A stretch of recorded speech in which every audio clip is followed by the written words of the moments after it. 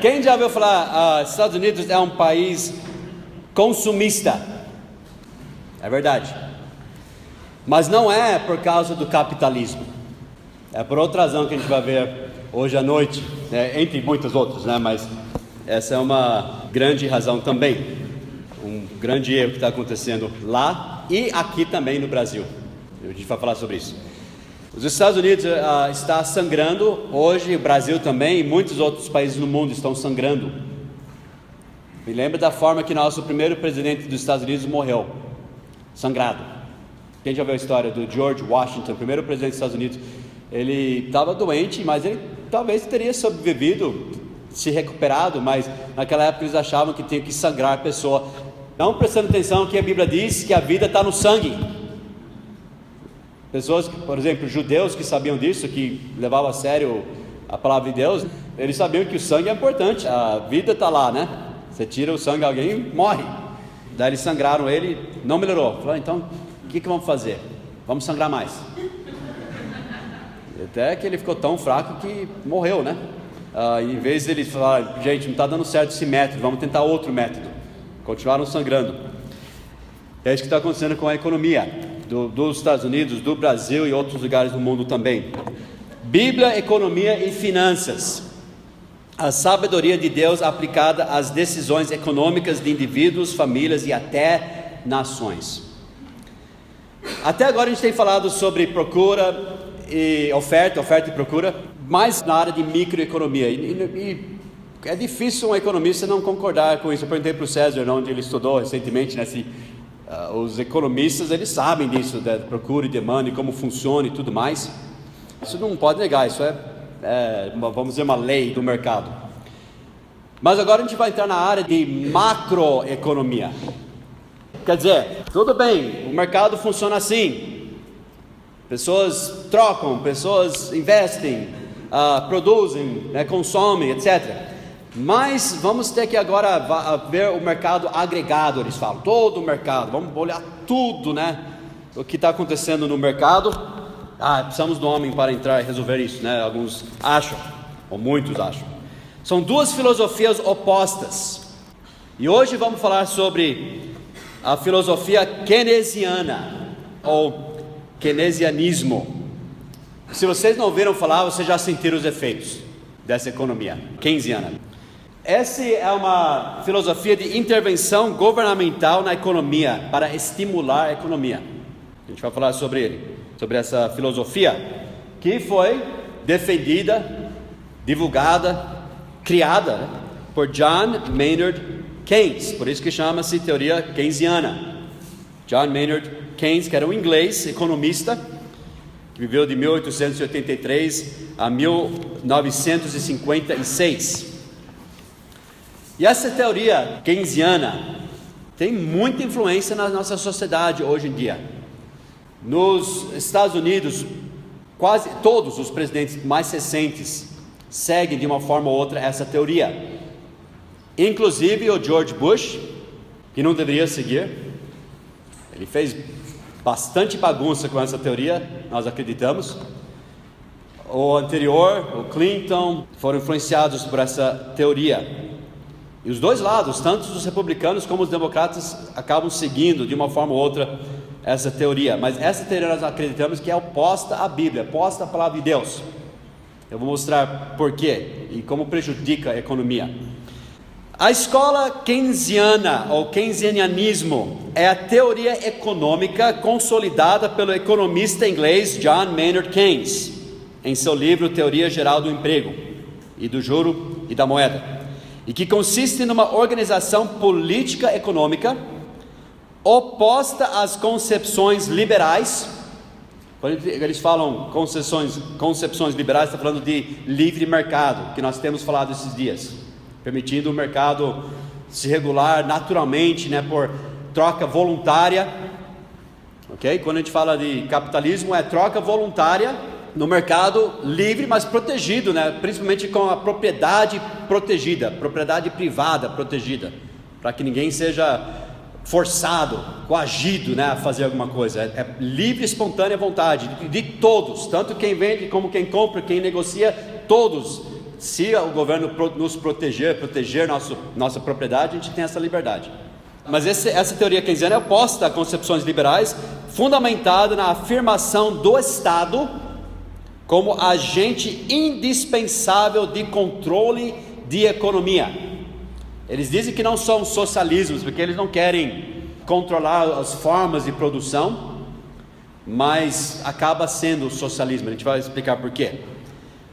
Então eles querem controle do governo, que é indispensável para controlar a economia, com o objetivo de conduzir um sistema de pleno emprego. Tais teorias tiveram uma enorme influência na renovação das teorias clássicas e na reformulação da política de livre mercado. Então o que acontece? Sem entrar em detalhes, essa teoria é assim, eles imaginam que, essa é uma teoria, pensamento dele, que se você tiver uma sociedade livre, você vai ter a demanda do que produzir, de produtos e tudo mais, e você vai ter a oferta, que seria empregos, que seria firmas, etc. Mas eles acham que chega um ponto de equilíbrio entre a oferta e a procura sendo os produtos e tudo mais, e a demanda, e a oferta, que seria os empregos, que seria as fábricas e tudo mais, mas o equilíbrio, ele chega antes de todos terem emprego, chamado emprego total. Então eles falam, a oferta e a demanda está aqui, chegou esse equilíbrio aqui, mas nem todos têm emprego ainda, então alguns vão ficar sem emprego. Essa é a ideia deles. De fato, nós acreditamos que essa teoria deixa a pessoa sem emprego, e tem provas sobre isso. Obviamente, eu sempre vejo que a Bíblia diz, mas eu acredito que essa teoria tem causado falta de emprego, mas recessões e tudo mais. Esse eu peguei de um vídeo na internet que estava explicando o pensamento de Keynes. Defende a intervenção do Estado na economia, principalmente em áreas da qual o capitalismo não seria capaz de alcançar. Ele tem que ajudar a produzir empregos que vai faltar no livre mercado. Segundo, é contra o liberalismo econômico, teoria da qual defende que a economia por si só é capaz de se manter. Incrível, né? O homem é tão poderoso, ele acha que alguns homens lá em cima, lá em Brasília, lá em Washington DC, vão poder determinar exatamente que taxa de juros, quanto dinheiro precisam liberar no mercado, eles acham que vão conseguir controlar isso e produzir empregos para todo mundo. Uma grande prepotência, e não conseguem. Mas eles acham que o mercado não vai resolver. 3, o emprego só pode ser garantido se o Estado criar medidas econômicas que equilibre a demanda e a capacidade de produção. Isso que eu falei. Então o governo precisa agir no mercado para produzir empregos para mais pessoas, senão não vai ter emprego suficiente. O Estado tem o papel fundamental em estimular a economia em momentos de crise e recessão. Tem uma crise, tem uma recessão. Teve uma crise em 2007, 2008, 2009. Lá eles foram para Washington DC, o Bush, e eu lembro que o McCain naquela época, lembra? Ele era candidato também. Eles foram lá, gente, temos que resolver isso. E lançaram dinheiro para os bancos e para as firmas e jogaram dinheiro no mercado, bilhões. Daí teve outra agora, mais recente, 2011, né? Outra, jogaram bilhões no mercado para resolver essa recessão. O governo jogando. É complicado como eles fazem isso, mas eles jogam dinheiro no mercado. Como? É complicado. Pergunto para o Cleito, para o César depois como eles fazem isso, né? Depois eles explicam tudo para vocês, né? Para comprar títulos, para comprar ou vender, mas não sei. Eles vendem títulos, jogam dinheiro no mercado, acaba baixando a taxa de juros e eles estimulam o consumo. Eles dizem, pessoas têm que consumir, pessoas têm que comprar. E daí o governo gasta dinheiro. Quem já ouviu falar assim, olha, os Estados Unidos eles vão para a guerra porque é bom para a economia? Quem já ouviu falar isso? Teoria keynesiana. Agora, pensa, se é verdade, os Estados Unidos têm que produzir armas, têm que produzir tanques e aviões para ajudar a economia. Então, gente, por que eles vão para a guerra? Porque simplesmente não faz tanques, caminhões e bombas e coloca no deserto lá e explode. Mesma coisa, a teoria keynesiana é isso. Tem que gerar dinheiro, tem que produzir, o governo tem que consumir. O governo, lembre-se, o governo não faz dinheiro, o governo não produz, o governo consome. Ele tira esse dinheiro de algum lugar. O governo não produz, ele não é um produtor, ele é um consumidor. Então o governo tem que consumir, tem que, se fosse verdade, vamos para a guerra, vamos lutar e pronto, tem que gerar a economia. Pergunta para as pessoas na Segunda Guerra Mundial se a economia estava uma beleza. Minhas tias contam, elas ficavam em filas com tickets, eles não podiam comprar mais do que aquilo, tudo racionado, era terrível a economia durante a Segunda Guerra Mundial. Se fosse verdade isso, a economia recuperou depois por outras razões, mas não por causa disso. Mas essa é a teoria keynesiana, tem que gastar, não importa, se o governo contratar pessoas para cavar um buraco, depois mais para tapar o buraco, é teoria keynesiana. Esse dinheiro, quando em 2011 eu acho, o governo dos Estados Unidos, eles jogaram dinheiro em empresas que já faliram. Eles falaram que era um dinheiro que já ia para, eles falavam shovel ready jobs, lembra disso? Empregos de empregos de pá pronta, que eles jogaram em programas verdes, que nunca deram certo, jogaram, David? Exemplo, a BNDES, né? Eu vi um aluno falando para mim que tinha uma empresa que estava praticamente falindo. O BNDES deu, supostamente dizer uma revolta, né? Mas eles pegaram o dinheiro do BNDES, só pagaram os trabalhadores para não dar problema de leis trabalhistas, né? E declararam falência. Então foi tipo, sei lá, 300 mil reais. Mas não tem problema, jogou dinheiro na economia, isso que é importante. Tá? Vocês estão sabendo então o que a gente está falando dessa teoria? A teoria keynesiana, keynesianismo. E o oposto disso, o oposto dessa teoria é chamado a escola austríaca. Não é só em Áustria, na verdade, esses austríacos acabaram indo para os Estados Unidos e muitos deles moravam lá. Mas Mises e Hayek, eles eram da Áustria, então é chamado escola austríaca. Mas é uma teoria conhecida no mundo todo, escola austríaca, que é o oposto disso. Pegando aqui da nosso fiel Wikipédia, a escola austríaca, também conhecida como escola de Viena, é uma escola de pensamento econômico que enfatiza o poder de organização espontânea do mercado de preços.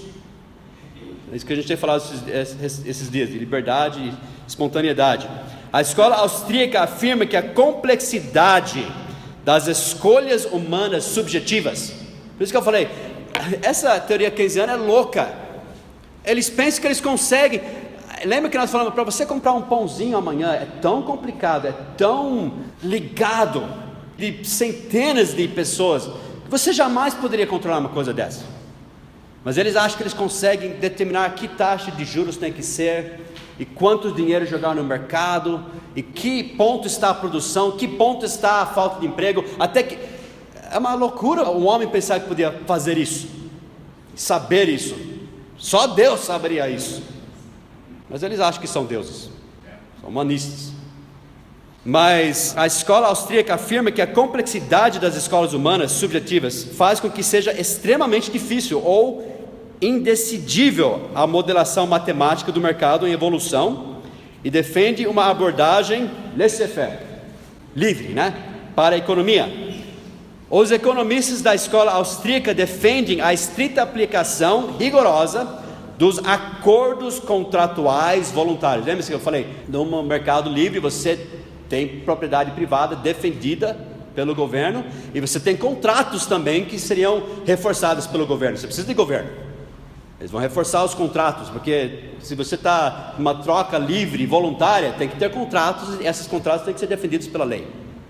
Eles defendem então esses acordos contratuais voluntários entre os agentes econômicos e afirmam que transações comerciais devam ser sujeitas à menor imposição possível de forças que consideram ser coercivas. O que seria uma força coerciva? O governo é a única que pode forçar você a fazer alguma coisa, comprar alguma coisa, etc.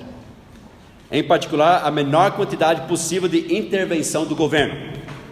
A escola austríaca deriva seu nome de seus fundadores e adeptos iniciais. Daí tem vários aí, o Ludwig von Mises, que eu conheço, assim, que eu mais li, e o Friedrich Hayek também, que foi ganhador de Nobel de Prêmio de Ciências Econômicas.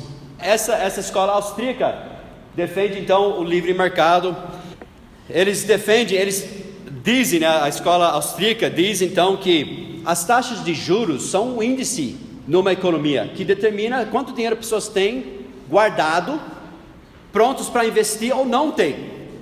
Isso vai ajudar produtores a saberem se eles devem investir ou não, se eles devem. A taxa de juros faz parte do mercado, como qualquer outro produto no mercado, como procura e demanda. Por isso que eu falei um pouco complicado aí, mas vamos ver, livre mercado, ok? E essa escola acredita que recessões na economia são causadas por intervenções governamentais. E o governo não corrige, ele piora a situação. Eles dizem que durante a recessão nos Estados Unidos, durante a época do Roosevelt, né, a grande recessão, eles falam, essa teoria aqui ajudou a tirar os Estados Unidos da recessão. Acredite-se hoje que essa teoria causou eles ficarem em recessão por 10 anos. Poderiam ter saído rápido da recessão. Eu vou chegar na Bíblia, eu sei que eu acredito, eu sei que a Bíblia ensina, então estamos chegando lá, mas tem que explicar essas teorias. A escola austríaca, eles acreditam que o governo deva se limitar a proteger a vida, a liberdade e a propriedade, como nós vimos, que nós também acreditamos nisso. Essa é a função principal do governo, defender a vida, proteger a vida, a liberdade e a propriedade privada. O keynesianismo, a ideia deles é, veja só, vou resumir, você está em crise, quando você está em dívida, gaste mais. Isso é uma boa. Acho que mais consegue assim. Keynesiano, nós. Está vendo? A senhora é bem inteligente, né? E quando você está com problemas financeiros, empresta mais. Então vamos aplicar a tesouraria keynesiana para nossas vidas pessoais, né? Quer dizer, o Wagner vai falar para Vanessa, Vanessa, nós estamos em dívida, o que vamos fazer? Eu já sei, teoria keynesiana, vamos gastar mais.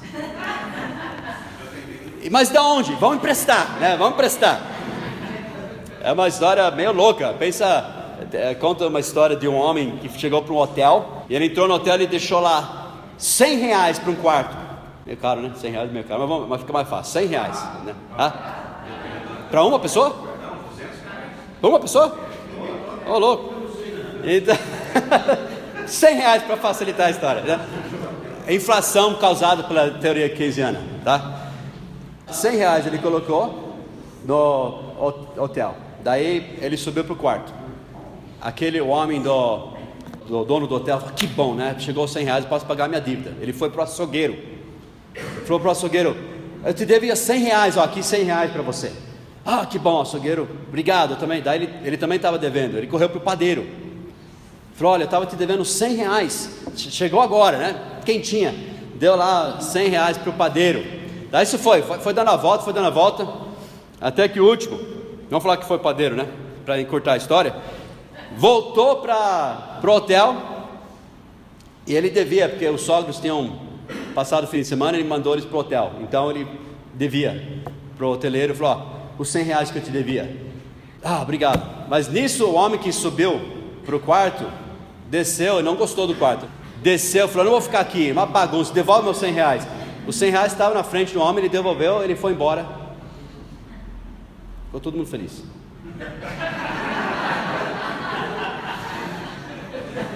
Tem alguma coisa estranha com essa história, né? O dinheiro circulou, deu a volta, ninguém produziu nada e todo mundo foi pago. Milagrosamente, né? Pense, essa é a teoria keynesiana. Alguma coisa não está dando, não bate. Vou dar, sabe, eu falei da recessão de 2007, 2008, 2009, nos Estados Unidos. Alguém fala para mim, não alguém que nós já conversamos, mas alguém que eu nunca conversei ainda. O que aconteceu na recessão? Fala para mim o que você sabe. Eles falam aquela recessão lá, começou nos Estados Unidos. O que foi? O que aconteceu? Empréstimo, mas que área especificamente? Imobiliária, né? Então pessoas falam assim, sabe o que foi? Ganância de pessoas. né, lá e foram vendendo casas e tal, uma bolha tal, formou, tal. Como essa bolha formou? A teoria austríaca explica bem como essa bolha se formou.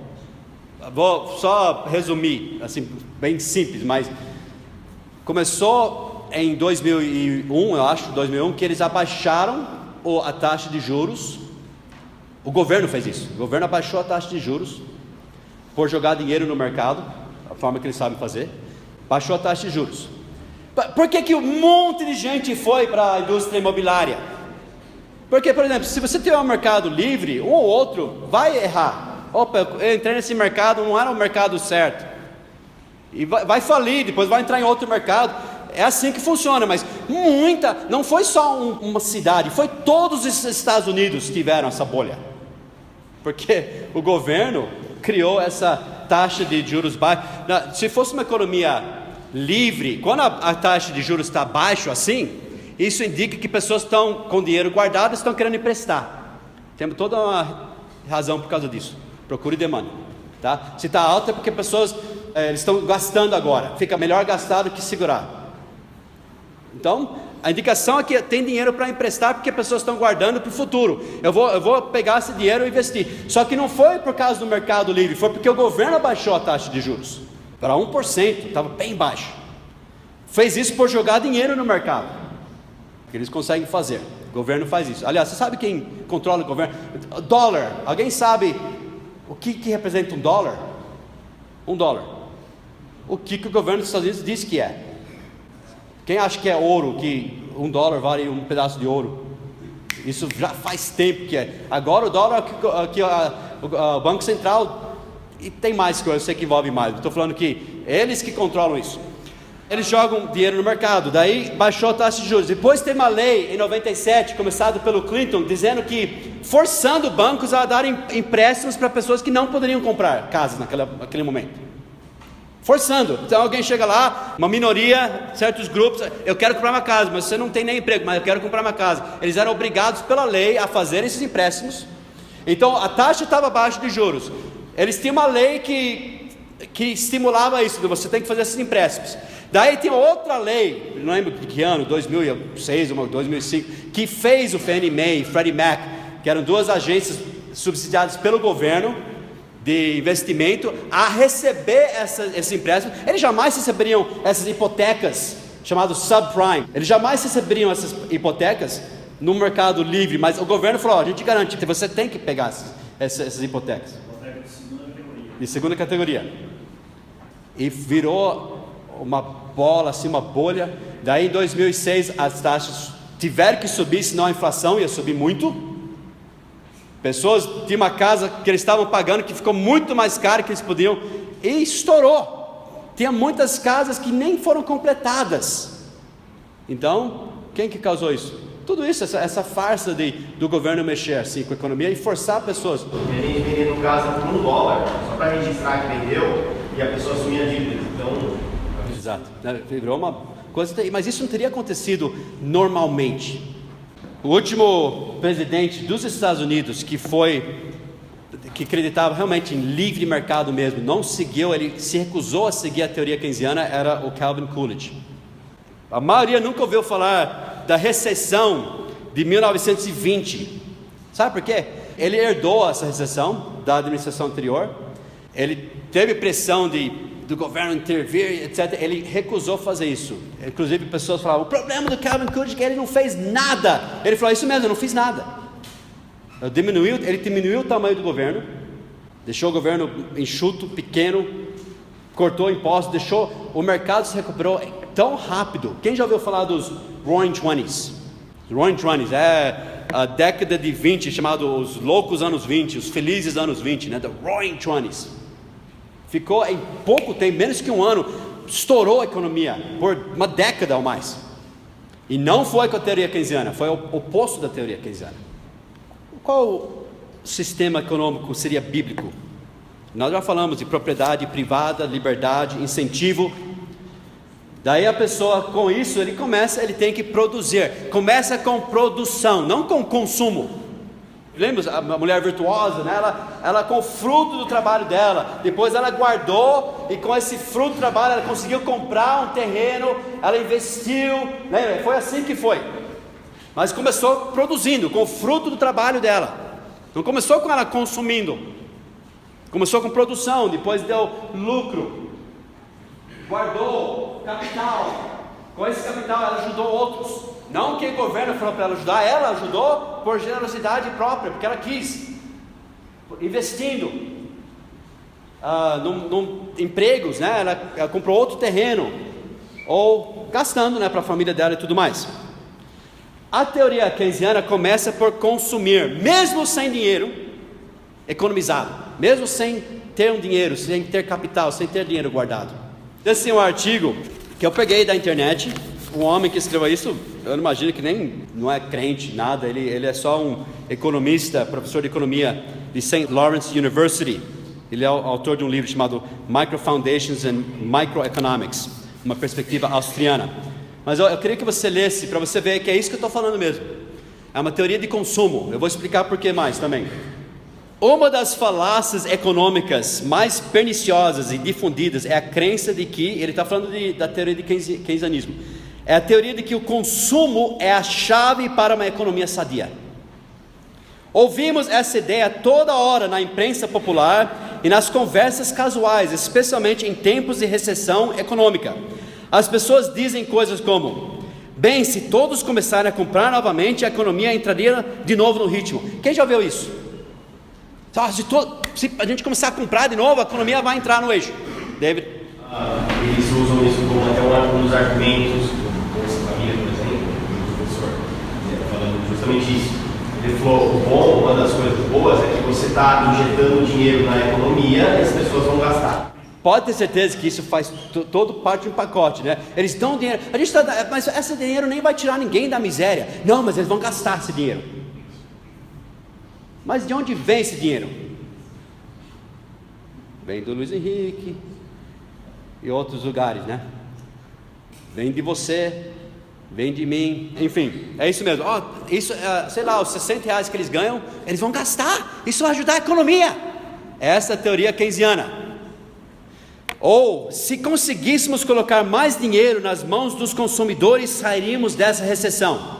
Essa crença no poder do consumo é também o que guiou grande parte da política econômica nos últimos anos, com seu fluxo infindável de pacotes de estímulo. O Brasil faz a mesma coisa. Então, se fala que os Estados Unidos é consumista, o Brasil também é. Essa crença é uma herança do equivocado pensamento keynesiano. Daí ele está falando, produção, não consumo, é fonte de riqueza. Se queremos uma economia saudável, precisamos criar as condições sobre as quais produtores possam criar riqueza com sucesso para que os outros consumam. Então precisamos de uma economia que cria condições para que pessoas possam produzir, isso que eu estou dizendo. E sobre as condições sobre as quais cidadãos e empresas possam poupar o necessário para financiar tal produção. Então tem que estimular a produção e a poupança. A poupança para poder investir. Você fala, pessoas não vão investir. Vão se é um mercado livre que eles percebem que se eu investir, eu posso ganhar mais com dinheiro investindo que no banco. Eles vão investir. Naturalmente. É um risco que eles vão, e vai ter juros. Mas biblicamente é certo juros? A gente vai falar isso na semana que vem. O necessário para financiar tal produção. Então ele tem que criar a oportunidade de pessoas economizarem para investir e produzirem. Isso que precisa fazer. Não jogar dinheiro, vamos consumir. É tentador dizer que esse é um problema do ovo e da galinha. Afinal de contas, qual é o benefício de se produzir coisas se não há ninguém que as consuma? A maneira de sair desse círculo é reconhecer que apenas temos o poder de consumir se produzimos e vendemos algo para que possamos adquirir os meios de consumir. Então, como que alguém vai consumir sem produzir alguma coisa primeiro? Sem trabalhar. Você consome com o que, biblicamente falando? O fruto do seu trabalho. Não com o dinheiro que vem do ar, né? Ou emprestado. Está entendendo? Você tem que produzir primeiro, para depois gastar. Iniciar a análise pelo consumo presume que o indivíduo já adquiriu os meios. Peraí, a gente tem que consumir, então vamos dar dinheiro para o pessoal. Olha, nos Estados Unidos, em 2002, eu ganhei um ano, eu nem pago impostos, porque fora do país você tem que ganhar muito bem para pagar impostos lá, mas eu declaro lá nos Estados Unidos. Eu ganhei no banco $4.000. Eu nem pago impostos, eu ganhei $4.000. Eu adorei, eu consumi. Mas eles estavam estimulando a economia naquela época. Nunca mais ganhei, foi um ano só, né? Mas era um estímulo da economia. Era a teoria keynesiana em ação. O que aconteceu com aquele dinheiro? Nem sei o que eu fiz com esse dinheiro, né? Iniciar a análise pelo consumo presume que o indivíduo já adquiriu os meios. Contrariamente a tal análise, a riqueza é criada, ele disse, através de atos de produção que rearranjam recursos de maneira que as pessoas valorizem mais do que arranjos alternativos. Então, é tudo uma troca. Ok, alguém tem esse dinheiro guardado, mas empresta para mim que eu vou produzir aqui e eu vou devolver mais. A pessoa, opa, então é melhor emprestar aqui do que ficar aqui. Então vai rearranjar as coisas, mas acontece naturalmente, sem o governo falando, agora a taxa vai ser 1%. Esses atos são financiados com a poupança que vem de indivíduos que se abstêm do consumo. Então, para pessoas poderem aplicar, tem que ter alguns que não consomem para poder poupar para investir depois. O ato de colocar mais recursos nas mãos dos consumidores através de um pacote de estímulo governamental falha precisamente porque a riqueza transferida provém, no final das contas, dos produtores. Então esse é o problema que nós falamos. Ok, tudo bem, eu gostei dos $4.000 que eu ganhei um ano, mas de onde veio? Não, veio... Tem um lugar lá no centro dos Estados Unidos que está cheio de dinheiro que o governo fala, para você. Não, veio de algum produtor. Tá? Isso acaba com a economia. Então, eu sou tipo, pessoas falam, lembra que a gente falou semana passada, os capitalistas, lembra isso aqui é consumismo, isso não é capitalismo, mas os capitalistas, eles são os ricos. Não, eu sou um pobre capitalista, eu não quero dinheiro que não é meu. Pessoal, do governo vai te dar isso aqui. Tudo bem, se a gente vive numa economia que a gente tem que depender disso, como um remédio que estão dessa altura, porque por causa desse sistema, a gente tem que fazer o que tem que fazer para sobreviver, mas eu sou contra, eu quero liberdade, eu não quero que ninguém me dê nada, eu quero trabalhar, está entendendo? Mas isso vai ser tirado de alguém, isso acaba com a economia. Isso é óbvio quando o gasto é financiado por impostos, mas é da mesma maneira verdadeiro que quando se trata de déficit e inflação. Sabe outra forma que o governo pega dinheiro? Emprestando dinheiro do povo e do estrangeiro, inflando a moeda. Tudo errado, tudo antibíblico. Em situações de déficit, a riqueza vem das compras de títulos do governo pelos produtores. Então os produtores têm que comprar os títulos e é assim que o governo empresta do povo. Empresta também da China, dos Estados Unidos pelo menos, empresta do Japão, não sei, o Brasil empresta de quem? Dos Estados Unidos. Com a inflação ela vem proporcionalmente dos detentores de dólares, obtido através de atos de produção. Quer dizer, o produtor está lá pagando isso, cujo poder de compra é enfraquecido pela excessiva oferta da moeda. Okay? Quer dizer, com a inflação, você compra menos. Pensa nisso. Por mais dinheiro, você compra menos. E também os impostos e tudo mais. Em nenhum dos casos, o governo cria riqueza. O governo não cria riqueza. O governo é um consumidor. Muitas vezes ladrão. Ele tira a mão armada, ele é o único que pode te forçar a comprar, fazer. E se fosse um mercado livre com proteção do governo, você não é forçado a fazer nada, mas com o governo força. Ele não cria riquezas. E nem o faz o consumo. O consumo não cria riquezas. As pessoas podem consumir, mas lembre-se, para consumir, primeiro alguém tem que produzir. Riqueza não nasce da árvore. Meu pai sempre falava isso. dinheiro não nasce em árvores. Quem já ouviu essa expressão? Isso é verdade. Tem que ser produzido primeiro, para depois ser gasto. A nova habilidade de consumir ainda se origina em atos anteriores à produção. Se queremos real estímulo, devemos libertar os consumidores, criando um ambiente mais propício para a produção e não penalizar a poupança que a financia. Culpe Keynes, ele disse. Historicamente foi o keynesismo que introduziu a ênfase no consumo na economia. Antes da Revolução Keynesiana, a crença padrão entre os economistas era que a produção era a fonte da demanda. Produção. Lembra aquela história lá? Trabalho, produção, lucro. Começa aí, não começa com consumo. Antes acreditava que o padrão era a produção, era a fonte da demanda e que encorajar a poupança e a produção era a maneira de gerar crescimento econômico. Essa era mais ou menos a compreensão corretada da lei, etc, etc.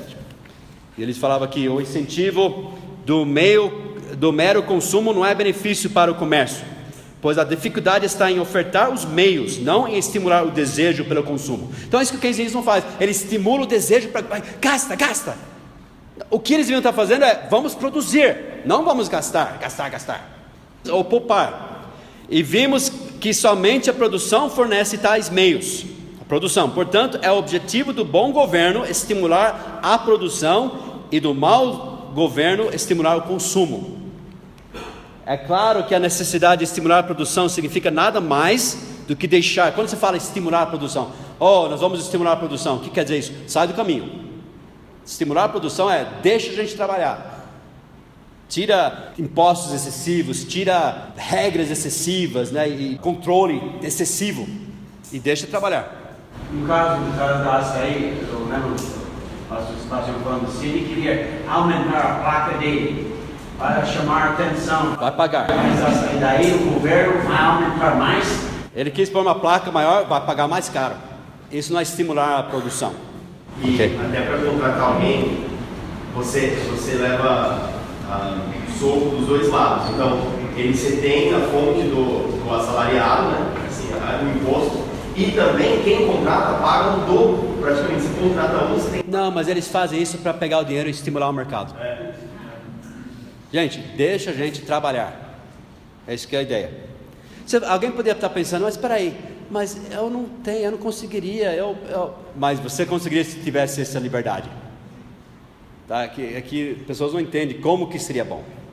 Enfim, é claro que a necessidade de estimular a produção significa nada mais do que deixar os produtores livres para buscarem lucros. Isso não é uma palavra ruim, lembra? A gente viu? Como desejarem dentro do quadro liberal padrão da lei. Isso não significa que o governo deve beneficiar artificialmente produtores, assim como não deve estimular o consumo. O que eles fazem? Além deles estimular o consumo, eles falam assim, GM, vocês não fizeram bons carros, vocês bagunçaram, vocês desperdiçaram, mas o governo vai dar para você 1 bilhão para o GM, IGE e outros. Eles decidem quem ganha, quem perde. Isso não é capitalismo, isso chama-se intervencionismo, isso chama-se capitalismo clientelista. Isso é o governo falar, ok, eu vou pegar o dinheiro daqui, pronto, a sua firma não vai falir, essa vai, mas a gente vai dar dinheiro para você, porque pode ser que alguém aqui pagou o governo. Está entendendo? Por isso que quando as pessoas falam assim, tem que acabar com essa corrupção, tem que acabar com o sistema. Esse é o problema. Porque não importa, quem for lá vai ser corrupto, por causa do sistema. A grande ironia é que os esquerdistas frequentemente argumentam que o capitalismo é o mesmo que consumismo. Eles pensam que os defensores do livre mercado acreditam que mais consumo promove crescimento econômico. Assim somos acusados de fornecer o disfarce ideológico que justifica o consumismo, que na visão deles destrói vidas e desperdiça recursos. O que os críticos esquerdistas deixam escapar é que os economistas nunca viram o consumo como a força motora do crescimento econômico e da prosperidade, até que os críticos keynesianos do livre mercado se tornaram ascendentes. Então, graças ao keynesianismo, a manipulação dos elementos da renda total, consumo, investimento e gastos governamentais se tornam o foco da política macroeconômica e do desenvolvimento econômico. Foi o quadro teórico dos keynesianos que levou ao desenvolvimento das estatísticas relevantes da renda nacional, etc. Por mais de 150 anos, os defensores do livre mercado viram o consumo como o destruidor de riquezas e a poupança como a sua criadora. Eles nunca defenderam que estimular o consumo era o caminho para a prosperidade. Portanto, eles não podem ser acusados de justificarem a cultura consumista. E o mesmo é verdadeiro para os defensores do livre mercado do século XX, como Mises e Hayek, que nós mencionamos, da escola austríaca.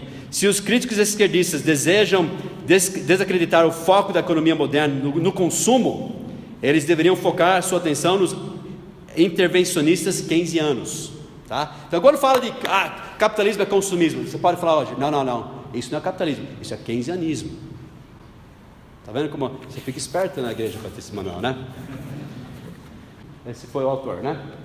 Economia bíblica, lembra, nós falamos disso, nos força a pensar nos outros, lembra disso? Senão a gente vai à falência. Lembre-se, se fosse livre, uma troca voluntária, você não pode tirar o dinheiro de ninguém, à força. Então você tem que oferecer algo em troca que beneficia aquela pessoa. Lembra que a mulher virtuosa, ela olhou o produto dela e o preço do produto se era bom. Lembra? Bom para quem? Para o consumidor, para o cliente. Para ela queria ver se o preço era bom, se o produto era bom, pensando na pessoa que queria comprar. Lembra disso? Te força a fazer isso.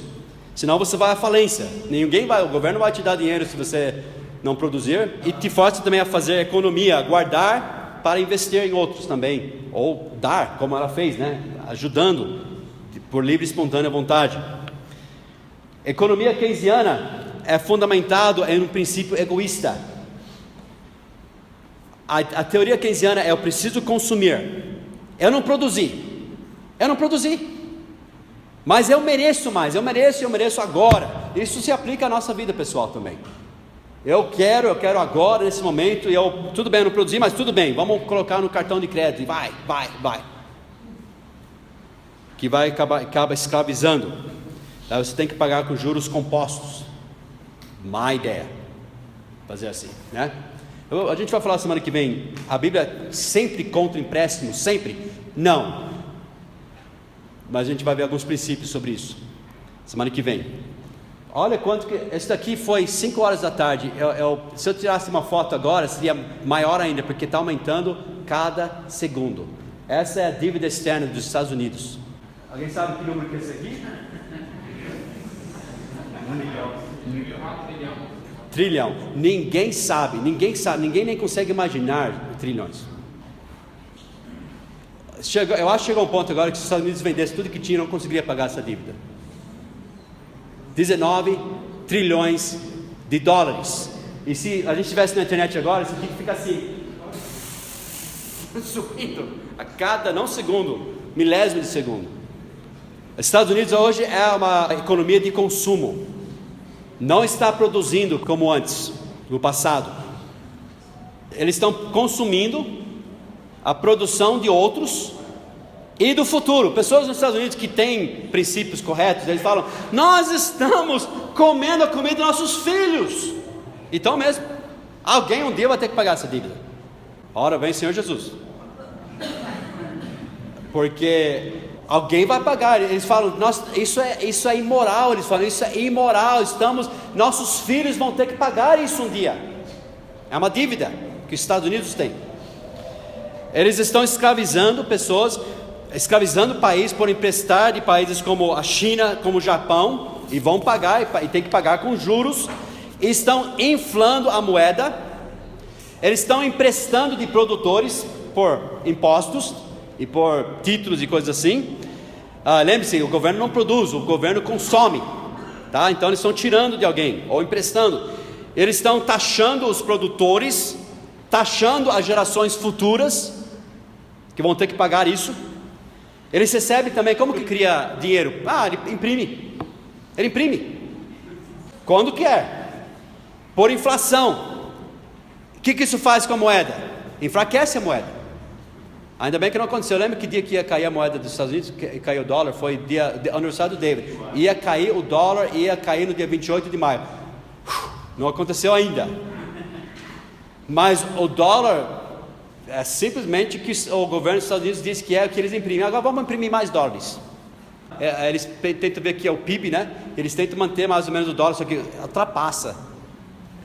Não tem nada que garante o dólar, a não ser que o governo fala que tem, e o PIB do país, que eles também calculam. O que faz parte disso é o que o governo gasta. Sabia que o que o governo gasta nesses estímulos faz parte do PIB? É calculado dentro. Não dá muito certo isso. Eles estão desvalorizando a moeda. Você fala, inflação, como que acontece isso? Inflação é o governo, vai mais dinheiro. E daí o dinheiro que você tinha na mão, não vale a mesma coisa que valia o mês passado. Isso sempre prejudica os pobres. Gente, os ricos, eles sabem fazer dinheiro com isso. O governo, eu acho que eles sabem ficar ricos com isso. Quem sofre é a classe média e pobre, sempre. Porque essa inflação tira o valor da moeda. A Bíblia, Deus proibiu isso. Deus falou para o povo de Israel em Levítico 19, versículo 36. Eu estou só dando a parte bíblica para terminar. Balanças justas, pesos justos, efa justo e justo estava falando de medidas naquela época. Tereis, eu sou o Senhor vosso Deus que vos tirei da terra do Egito. Quando eles inflam a moeda para os bens deles, isso não é uma balança justa. E eles se beneficiam, o governo se beneficia disto. Eles aumentam os gastos do governo, e lembre-se disso, o governo é o consumidor, não é o produtor. Então ele tem que tirar esse dinheiro do quê? Dos produtores. Isso prejudica quem? O trabalhador, empregos. Porque quem gera empregos? Médias empresas, pequenas empresas. E o governo está tirando deles para estimular o consumo. Então, esses vão sendo prejudicados. Provérbios 11:1. Balança enganosa é abominação para o Senhor, mas o peso justo é o seu prazer. Então eles estão emprestando. O governo dos Estados Unidos, para esses estímulos, para esses pacotes, para esses gastos, eles estão emprestando dinheiro da China, do Japão, de outros países. E sabe o que eles estão fazendo com os Estados Unidos? Escravizando. Sabe o que eles vão dizer? Eu conversei, eu tenho um aluno que é economista. Eu falei para ele, durante a época do estímulo, do pacote de estímulo, eu falei, mas não pode fazer isso. Eu falei, você está endividado, você vai gastar mais? Ele falou, não, mas na economia é mais complexo que isso, é teoria keynesiana. Não. Eles sempre usam palavras bonitas assim. É uma coisa. Eu falei, então explica para mim. Você é economista, explica para mim. Não, mas é que você está pensando. Eu falei, eu estou pensando, se eu gastar mais do que eu recebo, eu vou à falência. Ele falou, eles falam isso, mas na economia, eu vou mostrar aqui que o Keynesian fala. Os chineses, eles vão falar coisa assim, os chineses, eles precisam continuar emprestando, porque eles precisam que nós consumamos os produtos deles. Quem já viu isso? Os chineses vão continuar emprestando, porque eles precisam do nosso consumo, faz parte de um sistema muito complexo, você não entende, eles dependem de nós. Tem um economista austríaco, da escola austríaca, né? O nome dele é Peter Schiff. Ele contou uma história assim: 5 pessoas foram náufragos numa ilha deserta. Um americano, gordo. Para nossa ilustração aqui, 2 japoneses e 2 chineses. E eles, o que nós vamos fazer? O americano teve uma ideia. Olha, vamos dividir as tarefas aqui. O chinês, vocês vão procurar frutas e cocos, e você vai cortar os cocos e tudo mais. O japonês, eu quero que o japonês é bom de pescar, eu quero que vocês pesquem, né? Você vai pescar, vocês dois vão pescar, tudo. E eu vou ficar aqui na praia, deitado, gordo, consumindo. E vai dar tudo certo. Vocês vão produzir e tal, e eu vou ficar aqui consumindo. Vocês vão precisar de mim, porque vocês precisam para alguém para consumir. Gente, a teoria keynesiana é isso. Os chineses precisam da gente, porque quem vai comprar os produtos deles? Um dia os chineses vão falar assim, peraí, a gente come nosso próprio produto. E além do mais, vamos pedir a dívida, vamos pedir para eles pagarem. Você acha que não? Já aconteceu na história. A algum ponto, eles não vão mais querer dar comida para o americano gordo.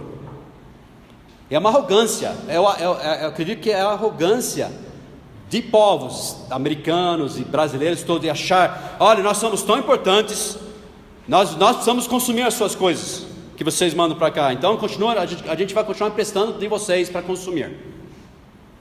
Por que isso é tão popular? Por causa do controle, por causa da arrogância do homem. O alvo principal do John Keynes, não era construir a economia, mas sim destruir o capitalismo. A forma que eu acredito que é bíblica de economia. Ele escreveu assim, esse é do Wikipedia: a escola keynesiana se fundamenta no princípio de que o ciclo econômico não é autorregulado, como pensam os neoclássicos, uma vez que é determinado pelo espírito animal. Ele fala: capitalismo é espírito animal dos empresários. É por esse motivo e pela incapacidade do sistema capitalista. Lembre, quando a gente fala, quando está falando de esse espírito animal, gente, está falando de vocês que trabalham, está falando da Jundipred, está falando da Casa do Açaí, está falando do Oba, está falando de produtor. Esse é o espírito animal, que eles querem lucrar. É isso que está falando. É por esse motivo e pela incapacidade do sistema capitalista conseguir empregar todos os que querem trabalhar, que Keynes defende a intervenção do Estado na economia. Olha o que o Keynes disse. Tirei da internet essa citação de Keynes: o capitalismo é a crença mais estarrecedora de que o mais insignificante dos homens fará o mais insignificante das coisas para o bem de todos. Esse foi um ataque direto ao Adam Smith, que a gente viu semanas passadas, dizendo então que a solução para ele é o socialismo. Lembre-se, nós falamos que o socialismo, o indivíduo deve servir ao Estado. No capitalismo é uma sociedade livre, protegida por leis, né? O Estado é o protetor dos direitos de um indivíduo, para você ganhar seu próprio pão, e negociar, e fazer o que Deus deu uma cabeça e mãos para fazer. Mas para Keynes, a ideia é o seguinte: a ideia é que pessoas são más, e são mesmo. Por isso que a gente prefere o capitalismo, porque, como a gente disse, o capitalismo não elimina a ganância, mas ele neutraliza, porque ninguém é forçado, é um sistema voluntário, é um mercado livre, com propriedade privada bem protegida, ninguém pode forçar o outro, tá entendendo? Ele neutraliza, força você a pensar no outro. Peraí, amanhã ele vai querer pão, deixa eu produzir pão. Ele força a pessoa a pensar no outro, mas ele pensa: não, homens são más, homens são ruins, espírito animal, então nós temos que colocar alguém em controle. Eu sou bom e sábio, eu converso toda semana sobre esses assuntos, toda semana. Eles falam do povo como eles fossem aqui uns deuses. O povo, eles não sabem, né, o que é bom. Nós precisamos analisar, eles vão resolver o problema do Brasil. Sai da frente, deixa a gente viver. Daí resolveria. Então ele governaria perfeitamente, ele não buscaria os seus interesses, jamais. Lá em Brasília, nenhum governo busca seus interesses, imagina. Os políticos não buscam seus interesses, eles buscam o bem do povo, né? Ele pegaria dos produtores e distribuiria de uma forma justa, porque ele é bom, não esses empresários, ele é bom. Isso nunca aconteceu na história da humanidade, nunca. Nenhuma sociedade socialista jamais deu certo, nem comunista, nunca. Ao contrário, Deus quer que pessoas tenham liberdade, né, para produzir, para desfrutar do fruto. O que a Bíblia diz sobre dívida e consumo? A gente vai falar hoje, semana que vem a gente vai falar sobre dívida e consumo mais. Mas obviamente tudo na vida, vamos ser honestos aqui, irmãos, e eu falo isso, eu estou apontando um dedo e 4 para cá, né? Deus quer que a gente viva dentro do nosso orçamento, não é verdade? E primeiro, tudo começa com o quê? Contentamento e trabalho. É errado consumir, quer dizer, é errado você desfrutar. Lembra? Deus que nos dá de todas as coisas para delas gozarmos. Depende, primeiro, buscar primeiro o reino de Deus e a sua justiça, amém? E as coisas de Deus em primeiro lugar. Se você tem uma poupança para alguma coisa e você vê uma necessidade, Deus fala, dá, você dá para aquela necessidade, porque nós estamos juntando tesouros no céu, não nessa terra. E nós temos que usar, o pastor ensinou alguns domingos atrás, as riquezas da injustiça para o reino de Cristo. Esse o crente, nós vivemos em outro patamar, gente. Mas eu estou falando de economia em geral. Nossa casa, hoje a Lídia comprou uma coisa de pão de queijo, desse tamanho. Ela pegou só a parte de cima e deu 2 pães de queijo para cada um da família. A gente comeu antes do culto agora. O pote inteiro custou R$35. De vez em quando quando eu saio da aula lá do shopping, eu gasto metade do dinheiro que eu dei aula lá e trago 4 pães de queijo por R$35. A gente às vezes tem que ser criativo. Tem época na nossa vida que a gente não tinha dinheiro muito para chegar até o final do mês. A gente falava, gente, vamos sair, vamos fazer o seguinte, vamos ficar em casa, a gente estoura uma pipoca, joga um jogo. Tem que ser criativo. Se Deus dá uma ideia para você produzir alguma coisa, para você poder gerar um pouquinho de dinheiro, faça, deixando Cristo sempre em primeiro lugar. Enfim, tem muitas coisas que a gente poderia falar, a gente vai falar mais na semana que vem. Mas os 15 anos, eles são iluminados. Eu não vou ler tudo isso aqui, mas eles falam sobre gastar, sobre consumir, aumentos do gasto de consumo. Tudo isso você podia ler no Wikipedia, o que eles fazem, o efeito 15 anos, segundo gastos deficitários para moderar ou terminar uma recessão. Quer dizer, eles têm que prestar dinheiro, especialmente se for uma recessão grave. Quando a economia tem alta taxa de desemprego, o aumento do consumo do governo cria um mercado para a saída de negócios, criação de renda e estimula aumentos nos gastos do consumidor, que cria novos aumentos na demanda para a saída de negócios. Quer dizer, estamos em recessão, gente, vai, gasta dinheiro, estamos em dívida, gente, gasta, mas não temos dinheiro, ninguém mais está produzindo, estamos em recessão, não tem problema, China, manda dinheiro para nós, pronto, pode gastar, dá mais impostos, vamos gastar. Redução do IPI no Brasil, essas leis que eles fazem, redução de IPI, tudo voltado nessa. Tudo voltado a keynesianismo. Você deve, empresta mais. Eles precisam da gente. Isso que o Keynes disse. Olha as palavras dele. Se você deve ao banco 1.000 libras, o problema é seu. Se você deve 1 milhão de libras, o problema é do banco. Sabe que a Bíblia diz, e tem pessoas que seguem isso até nas finanças de casa. Sabe que a Bíblia diz, Romanos 13, versículo 8: a ninguém devais coisa alguma, a não ser o amor, com que vos ameis uns aos outros, porque quem ama aos outros, cumpriu a lei. Você fala, empréstimo errado em todas as circunstâncias. Eu vou falar semana que vem sobre isso.